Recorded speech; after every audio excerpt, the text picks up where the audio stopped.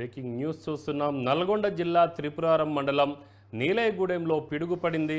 పిడుగుపాటుకు cricket ఆడుతున్న ముగ్గురు యువకులు మృతి చెందారు.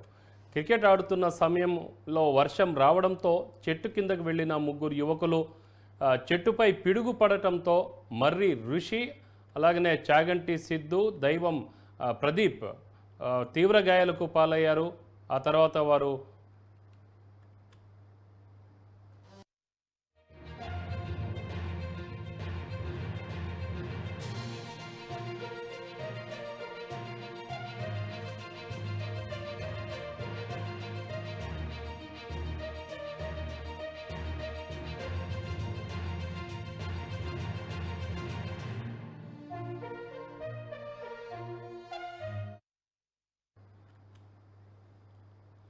నల్గొండ జిల్లా త్రిపురారం మండలం నీలయగూడెంలో పిడుగుపాటుకు ముగ్గురు యువకులు మృతి చెందారు.